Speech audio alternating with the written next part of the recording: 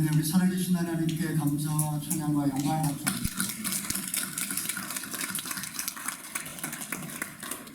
우리 목사님, 우리 집사님 기도해 주신 것처럼 이번 주 금요일날 국민투표가 예정되어 있습니다. 대마초 합법화 안락사법 이번에 국민투표에 붙여졌는데요. 우리 시민권자들, 그다음에 영구 영주권이 있으신 분들 꼭 이번에 투표에 참여하셔서 신성한 표를 꼭 행사해 주시기를 바랍니다. 저희 뉴질랜드는 이제 일상이 거의 회복되어 가고 있지만 전 세계적으로는 전염병이 계속 확산이 되어져 가고 있습니다. 언제까지 국경을 봉쇄하고 버틸 수 있을지 잘 모르겠지만 그러나 이 과정을 통해서 하나님과 더욱더 친밀해지고 믿음으로 잘 견디시는 그런 시간 되시기를 바랍니다. 잠깐 기도하고 말씀 나누겠습니다. 자비로우신 하나님 아버지, 뉴질랜드 이렇게 함께 모여서 살아계신 하나님을 예배하는 것이 얼마나 큰 복인지요. 우리의 일상의 자리가 예배가 회복되게 하여 주시고 매일매일의 삶을 통해 우리가 더욱더 주님을 의지하는 복된 시간 될 수 있도록 하나님 역사하여 주시옵소서. 이 시간에 하나님의 말씀으로 우리에게 말씀하여 주시고 우리의 영혼을 소성케 하여 주시옵소서. 예수님의 이름으로 기도하옵나이다. 아멘. 이 시간에 예수님을 놀라게 하는 언어라는 제목으로 오늘 말씀을 함께 나누기를 원합니다. 선현들의 근원을 모아놓은 명심보감이라는 그런 책에 보면 취중진담이라는 그런 말이 있습니다. 술을 마시면 자기도 알지 못하는 사이에 마음에 숨겨진 진심을 드러낸다 라는 그런 의미입니다. 옛날 결혼을 준비하는 신부의 아버지는 사윗감을 불러서 술을 잔뜩 권하면서 취중의 엄살을 살피고 그의 인간의 댐댐이를 확인하곤 했다라고 합니다. 우리 자신도 마찬가지입니다. 가끔 우리가 일상의 삶 속에서 말 실수를 할 때가 있습니다. 이 말 실수한 것 때문에 곤욕을 치를 때가 있고 우리는 그것을 그냥 실수였다고 그렇게 별 의의를 두려고 하지 않지만 사실 학자들은 이 말 실수 자체를 무의식의 표출이라고 그렇게 해석을 합니다. 전문 용어로는 프락시스라고 이야기를 하는데 이것은 평소에 억압 때문에 드러나지 않았던 그의 그림자, 어둠의 측면이 기억의 조합과 당황스러운 상황 속의 순간 입술에서 튀어나오는 그런 말실수를 의미한다라고 할 수 있습니다. 그렇기 때문에 이 말을 조심하는 건 굉장히 중요합니다. 야고보 사도는 듣기는 속히 하고 말하기는 더디하며 성내기도 더디하라고 그렇게 권면을 했습니다. 잠언의 저자도 의인의 마음은 대답할 말을 항상 준비하여도 악인의 입은 악을 쏟아내느니라 라고 말했습니다. 우리의 속담에서처럼 말 한마디로 천년빛을 갚기도 하지만 뼈 있는 말 한마디 때문에 일생을 철천지 원수가 되는 그런 경우도 종종 있습니다. 여러분의 경우는 어떻습니까? 가장 가까운 인간관계에서 나의 언어는 화를 불러오고 있습니까? 아니면 복을 불러오고 있습니까? 어떻게 하면 나의 입술에 병든 영혼을 회복시키고 깨어진 관계를 살려내며 내 삶 속에 기적을 만들어낼 수가 있는 것일까요? 이 시간에 우리는 본문 말씀을 통해서 예수님을 감동시킨 언어 습관에 대하여 함께 말씀을 나눠보고자 합니다. 우리 5절의 말씀으로 들어갑니다. 시작. 예수께서 가버나움에 들어가셨을 때에 한 백부장이 예수께 와서 도움을 청했습니다. 본문의 배경인 갈릴리는 예수님께서 공생의 대부분의 시간을 보낸 그 중심지였습니다. 당시 그 땅은 세례 요한의 목을 베어 죽인 헤롯 대왕의 아들이 통치하고 있었습니다. 왕과 그 주변의 기득권층에게 부도덕과 착취와 폭력과 억압은 일상이었고 백성들은 굶주림과 영양실조와 만성적인 질병으로 고통을 당하며 피눈물을 흘리고 있었습니다. 그 당시에 일반 평범한 사람들이 하루에 한 끼 또는 겨우 두 끼를 먹고 살던 그런 시대였습니다.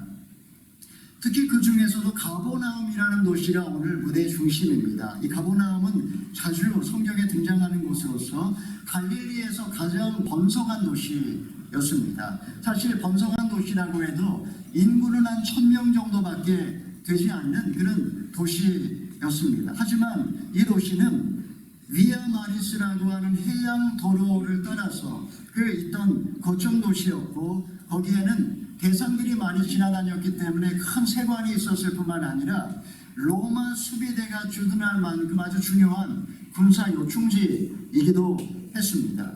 오늘 본문은 바로 그 로마 수비대의 책임자인 백부장이 예수님을 찾아와 간곡하게 청하는 장면으로 시작을 하고 있습니다. 우리는 여기서 그의 예수님을 감동시킨 그 언어의 세 가지 특징에 대하여 우리가 배울 수가 있습니다. 첫 번째는 공감의 언어입니다. 우리 6절, 7절의 말씀을 읽어봅니다. 시작. 백부장이 말했습니다. 주여, 제 종이 중풍병으로 집에 누워 몹시 괴로워하고 있습니다. 예수께서 그에게 말씀하셨습니다. 내가 가서 고쳐주겠다. 백부장의 종이 중풍을 앓고 있다, 이렇게 이야기합니다. 흔히 한의학에서 말하는 중풍은 양방의 뇌졸중, 그러니까 뇌혈관이 막히는 뇌경색이나 뇌혈관이 터지는 뇌출혈을 의미합니다. 모두 다 생명에 위협을 가하는 아주 위험한 질환으로 목숨을 구한다 해도 반신불수나 전신마비로 살아야 하는 오늘날 현대의학에서도 고치기 어려운 난치병 중에 난치병이 이 중풍이라고 하는 그런 병이었습니다. 그런데 백부장의 종이 어느 날 이 중풍으로 쓰러지더니 고통하며 죽어가고 있었습니다. 2000년 전에 이 종이란 노예였습니다. 그저 주인을 위해서 평생 소처럼 일을 하다가 병들면 그냥 소모품처럼 갖다 버려도 되는 것이 이 종이라고 하는 그런 신분이었습니다. 이런 노예의 생명을 구하기 위하여 백부장이 예수님께 나아가 겸손하게 도움을 요청하고 있다니, 여러분 한번 상상해 보시기 바랍니다. 지금 상황이 이스라엘은 로마의 속국이었고 백부장은 그 로마군의 장교였습니다. 1000명밖에 되지 아니하는 그 마을에 100명의 로마군을 거느리고 있는 그는 사실상 가버나움의 실질적인 최고 지배자였다 해도 과언이 아닙니다. 이런 그가 자신의 사랑하는 외아들을 위해서가 아니라 한낱 노예를 위하여 예수님께 나와 간절하게 간청을 하고 있는 것입니다. 여러분, 어떻게 이런 일이 일어날 수 있을까요? 우리는 백부장과 종과의 관계, 그 비포, 그들의 관계가 어떠했는지 알 수는 없지만, 그러나 분명한 것은 그가 중풍으로 괴로워하는 종을 위하여 예수님께 나왔다. 그는 진정 공감의 사람이었다라는 것을 말해줍니다.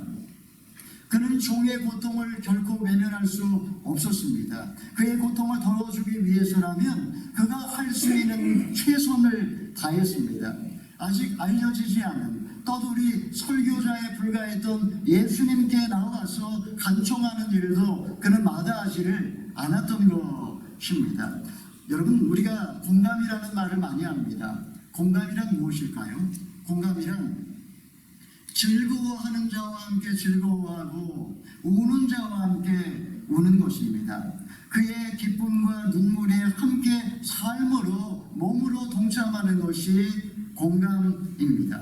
그런 점에서 공감은 그냥 흔히 말하는 어떤 단순한 감정이입이나 맞장구가 아니라 상대방에 대한 따뜻한 사랑의 반응이라고 그렇게 표현할 수 있습니다. 여러분, 백부장은 전쟁터에서 잔뼈가 굵은 그런 백전노장이었지만 참 영혼이 따뜻한 사람이었던 것입니다.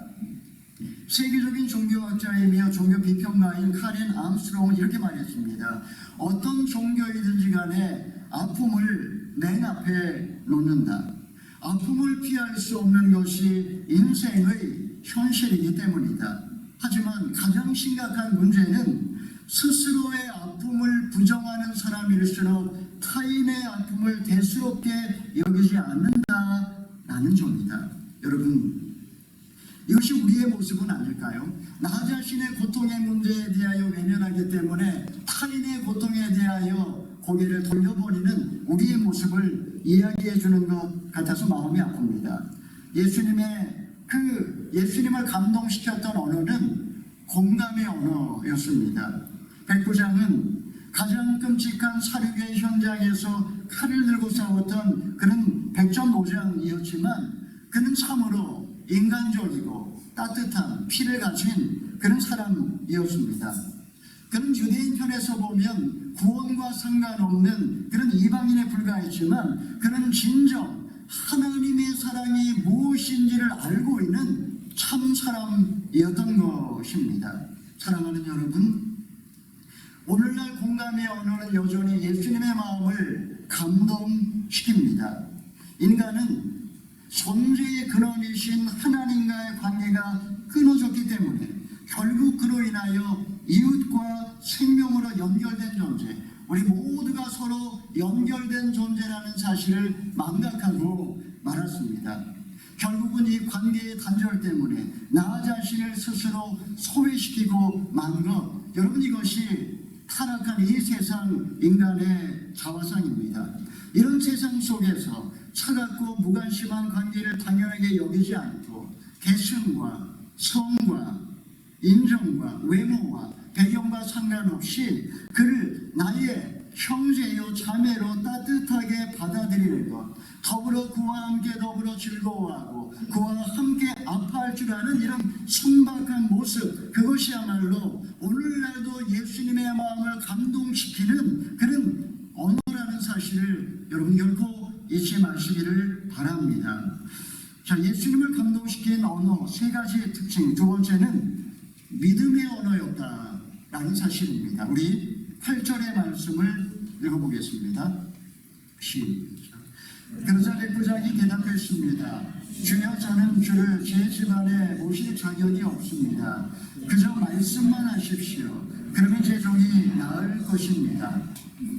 그런 자신이 예수님을 자신의 집에 모실 만한 자격이 없다라고 고백을 했습니다. 그는 이방인이었고 유대인이 이방인의 집에 들어가는 것은 부정한 그런 일이었기 때문에 그는 감히 예수님을 집에 모실 자격이 없다라고 고백을 하고 있습니다. 그는 자신이 누구인지를 알고 있었으며 예수님이 어떤 분인지 분명하게 알고 있었음을 보여주는 대목입니다. 백부장이 예수님에게 뭐라고 이야기합니까? 주여, 아도나이. 아도나이라는 말은 그냥 주님, 그냥 이렇게 해석할 것이 아니라 사실은 아도나이 자체가 하나님이라는 뜻입니다. 백부장은 예수님을 하나님으로 인식하고 있었습니다. 더 나아가 그가 믿는 하나님은 멀리서 말씀만 하셔도 병자를 치유할 수 있는 전능하신 하나님이라고 그는 믿고 있었습니다. 육신을 입고 이 땅에 오신 하나님이라면 결코 고통받는 영혼을 외면하지 않으실 뿐만 아니라 주님께 나와 간구하는 자에게 넉넉히 전능하신 능력으로 긍휼과 기적을 베푸실 분이라고 그는 믿어 의심치 않았던 것입니다. 여러분, 우리가 믿음에 대해서 이야기 많이 하지만 믿음이란 무엇일까요? 49%의 불신앙과 51%의 가능성 중에 후자를 택하는 것, 이것이 믿음이 아닙니다. 당장 우리 눈앞에 가능성이 희박해 보여도, 당장 내 손에 잡히는 것이 없어도 절박한 마음으로 전능하신 하나님 앞에 나아가는 것, 우리는 이것을 믿음이라고 이야기를 합니다. 지금 당장 눈에 보이는 것이 없지만 그분의 능력을 120% 신뢰하고 당신에게는 모든 것이 가능합니다 고백하는 행위가 믿음이라는 사실입니다. 여러분, 예수님의 마음을 감동시킨 언어는 믿음의 언어였습니다. 항상 성경의 복음서의 처음과 끝을 관통하는 원리는 항상 믿음을 통해 주님은 역사하셨다라는 것입니다. 그저 말씀만 해 주십시오. 그러면 제 종이 나을 것입니다. 여러분, 진정 우리에게 지금 이런 믿음이 있습니까?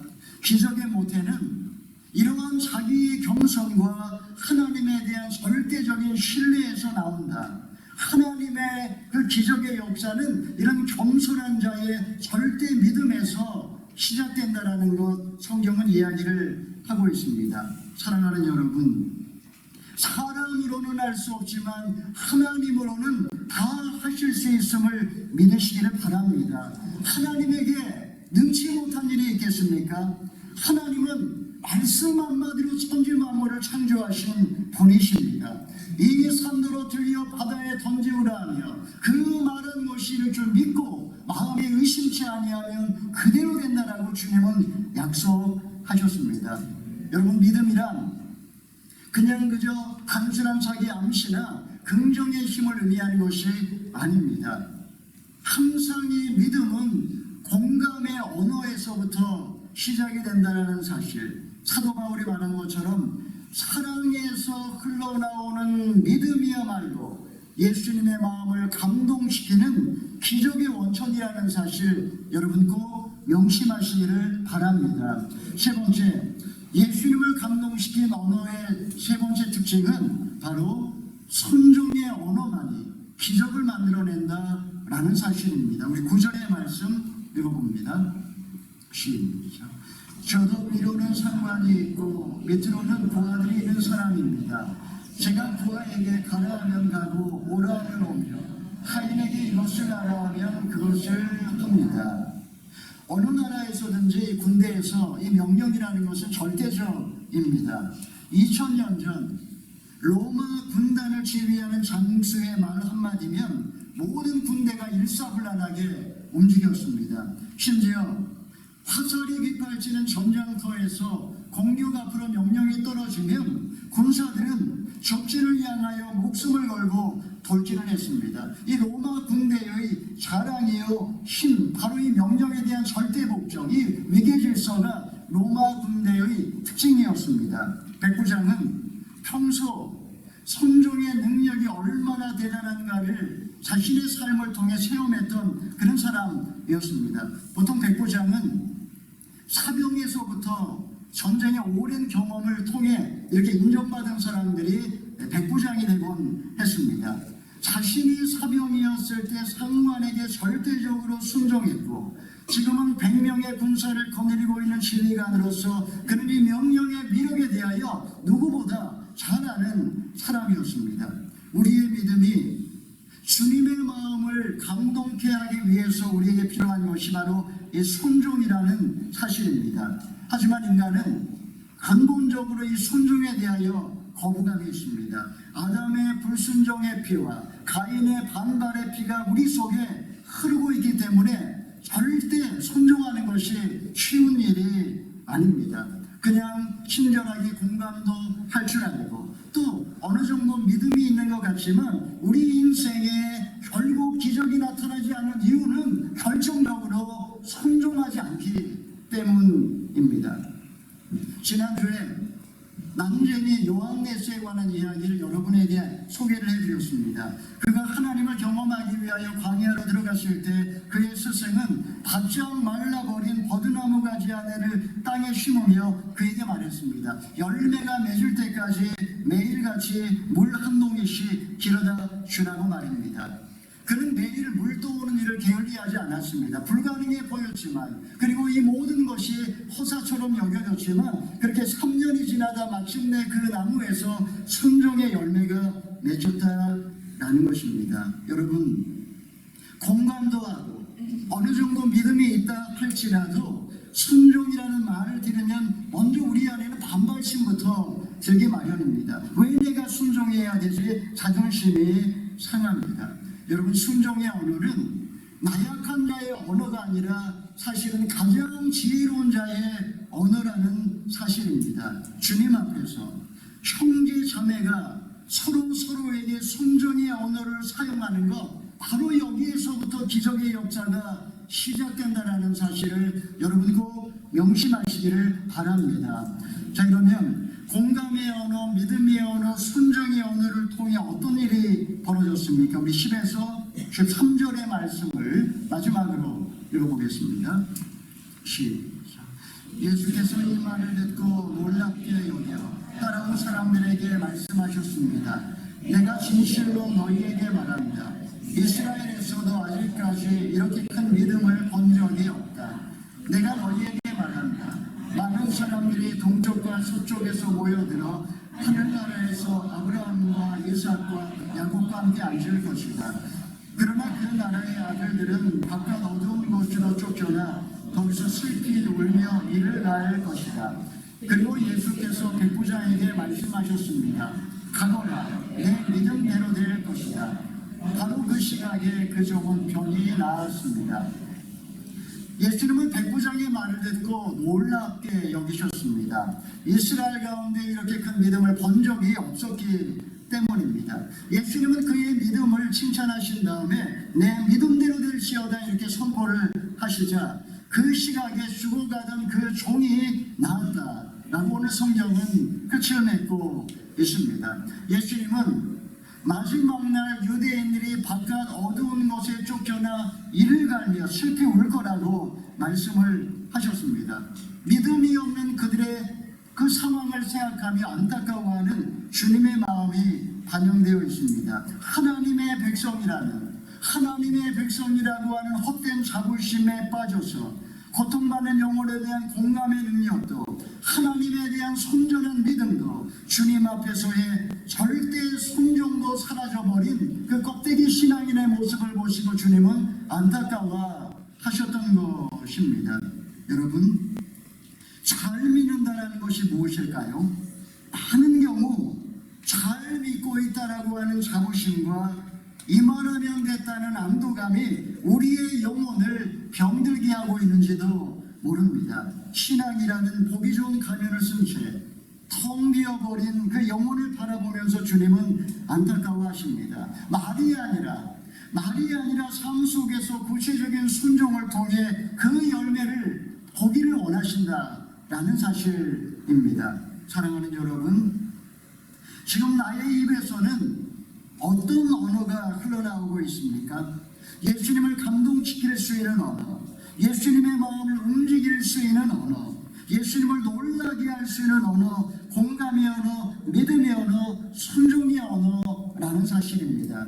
인간관계에서도 병든 영혼을 살리고 나와 너의 인격적 만남을 회복시키며 연약한 공동체를 든든히 세워주는 언어는 언제나 공감의 언어와 믿음의 언어와 순종의 언어입니다. 주님은 지금도 우리의 입술을 통해 이런 고백을 들으시기를 기대하시고 그리고 바로 그 고백을 통하여 우리 가운데 기적을 일으키기를 주님은 원하십니다.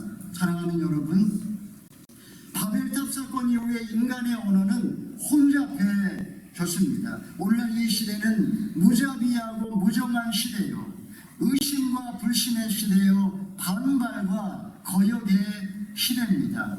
이런 세상 속에서 하나님이 우리를 부르신 까닭은 이제 사람과 사람 사이에서 더 나아가 하나님과의 관계 속에서 참된 언어를 사용함으로써 하나님의 살아계심을 증거하는 기적의 공동체가 되기를 기대하시기 때문입니다. 요즘 이 코로나 사태가 길어지면서 힘들어하시는 분들이 참 많아졌습니다. 나도 알지 못하는 사이에 한숨이 새어나오고 사람 만나는 것도 불편하고 하루하루 먹고 사는 것도 힘겹습니다. 작은 일에 예민해지고 별일 아닌 것 가지고 상처를 받고 그리고 차가운 말, 불신의 말, 거역의 말, 할 말, 못할 말 쏟아내면서 가장 가까워야 할 그 관계가 무너져 가고 있지는 않습니까? 사랑하는 성도 여러분, 이 시간에 즐거워하는 자와 함께 즐거워하고 슬퍼하는 자와 함께 슬퍼할 줄 아는 이 공감의 언어, 온 세상 만물을 주관하시는 하나님의 현존에 대한 100% 믿음의 언어, 그리고 서로가 서로를 향하여 정노릇하는 이 순종의 언어를 사용하심으로 진정 주님을 감동시키시고 우리의 삶 속에서도 기적을 맛보시는 저와 여러분 다 되시기를 주님의 이름으로 축원합니다. 아멘. 이 시간 우리 함께 기도하기 전에 찬양하기 원합니다. 주를 향한 나의 사랑을 주께 고백하게 하소서. 아름다운 주의 그늘 아래 살며 주를 보게 하소서. 주님을 향해, 서로를 향해 우리는 어떤 고백을 하고 있습니까? 우리 함께 나 자신을 돌아보며 또 주신 말씀을 마음에 새기며 함께 찬양하겠습니다.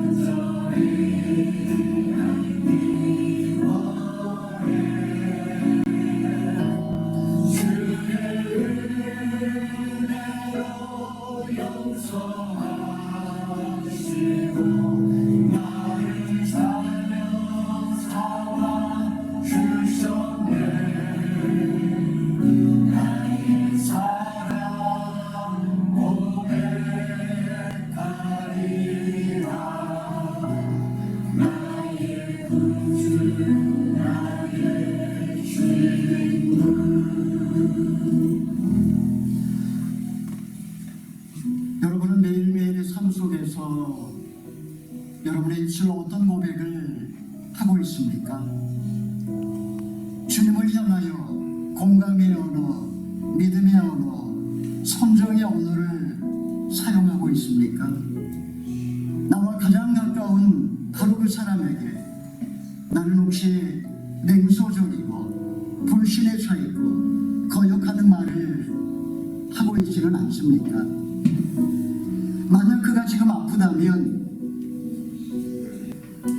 만약 그가 지금 방황하고 있다면 평소 내가 그에게 어떤 말을 했는지 곰곰하게 생각해 보시기 바랍니다.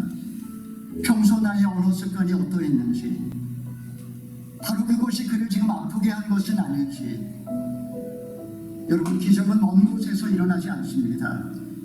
나의 입술의 말 한마디가 기적을 일으키기도 하고 불행을 불러오기도 합니다.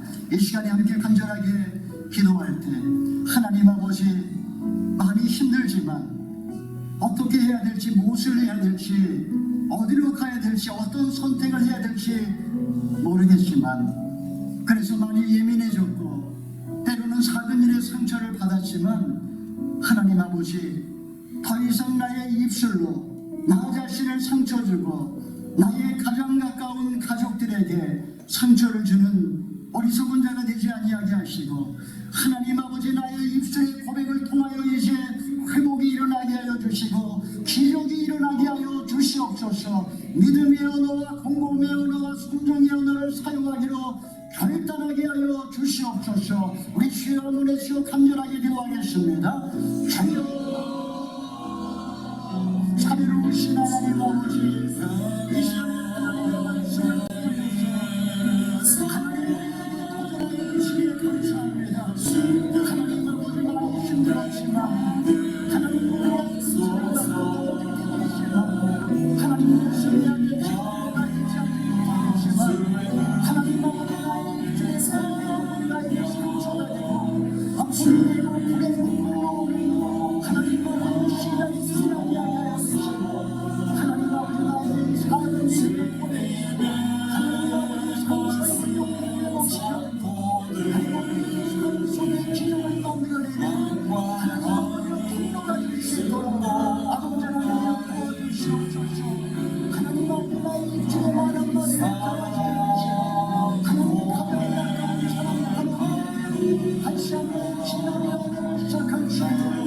아버지 하나님이여 도와주시고 하나님 아버지여 용서하여 주시옵소서. 하나님 아버지, 내 입술에 재갈을 물려 듣기는 속히 하고 말하기는 더디하게 하여 주시옵소서. 공감의 언어를 사용하게 하시고 믿음의 언어를 사용하게 하시고 선정의 언어를 사용하게 하셔서 주님을 감동시켜 다시 한번 내 삶 속에 우리 가정 가운데 기적의 역사가 일어나게 하여 주시옵소서. 더 이상 내 삶의 한계 어려움 속에 불행을 자초하는 하나님 언어를 사용하지 않고 이제는 병이 낫고 관계가 회복되고 하나님의 영광을 보는 하나님 그러한 믿음의 언어를 사용하게 역사하여 주시옵소서. 예수님의 이름으로 기도하옵나이다. 아멘. 다 함께 일어나셔서 봉헌하며 주님께 나아가겠습니다.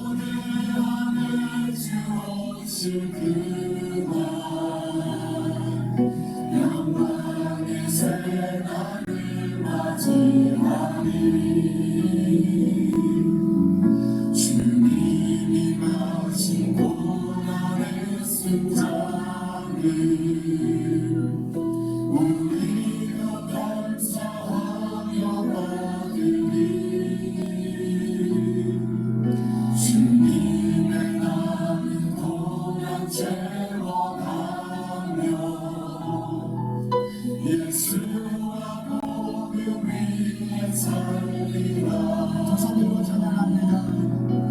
서는 강으로 일어서리 수많은 생각을 믿음으로 우리 고뇌하게 쓰러지는 영광의 새날을 맞이하리 영광의 새날을 맞이하리 만복의 그런 대신 하나님 아버지, 우리의 삶에 베풀어 주신 그 놀라우신 은혜를 감사함으로 주님 주신 소산의 일부를 구별하여 바치오니 이 물질을 받아주시고 하늘의 신령한 복과 땅의 기름진 복으로 우리의 삶을 복되게 하여 주시옵소서. 처음과 같이 이제로부터 영원토록 그리스도 안에서 그리스도와 함께 그리스도를 위하여 살아가게 하여 주시옵소서.